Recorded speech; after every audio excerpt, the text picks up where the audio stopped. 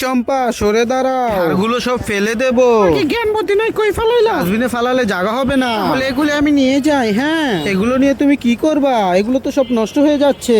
তাহলে আমি তোমাদের বাসায় আসবো, ওকে? কোনো রেসিপি পাকালে অবশ্যই আপনাকে ডাক দেবো। তাহলে এগুলোকে বস্তায় ভরে আমি নিয়ে যাই। চম্পা, তুমি যদি ভালো রেসিপি পাক করো অবশ্যই দাওয়াত দেবে, এবং যদি না করো তাও ডাক দিবে। অবশেষে সব বড় হয়েছে, এবার বাইতে যাইগা, বাইতে যাই আবার পাকও করতে হইব, টাকলারও দাওয়াত দিতে হইব।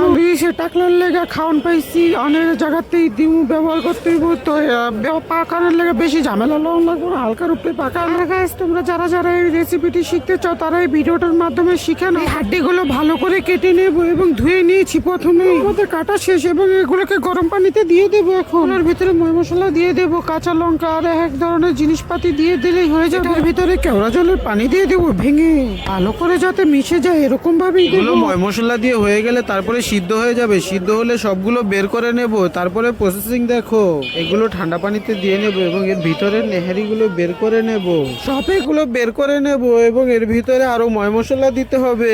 দুধ আর ডিম দেব এবং নেড়ে নেব, সম্পূর্ণ মিক্স করে নেব এবং মিষ্টি কুমড়া যতগুলো আছে সব কেটে নেব। এর ভিতর থেকে মশলা সব বের করে নেব, তার ভিতরে সেই মশলাগুলো ঢেলে দেব, তারপরে এগুলো গরম পানিতে দিয়ে দেব সিদ্ধ হওয়ার জন্য। সবকিছু রেডি হয়ে গেছে এবং এটাকে বের করে নেব। দেখো কি সুস্বাদু লাগছে, ওয়াও! এগুলো আমরা চামিচ দিয়েও খেতে পারবো, আবার এগুলো ইচ্ছা করলে আমরা মিষ্টি কুমড়ো একেবারেই খেয়ে ফেলতে পারবো। চম্পা, তুই না বললি আমাকে ডাক দিবি, আমাকে ডাক না দিয়েই খাওয়া শুরু করে দিয়েছিস। আমাকেও একটা দে, আমিও একটা নিয়ে খেয়ে ফেলি।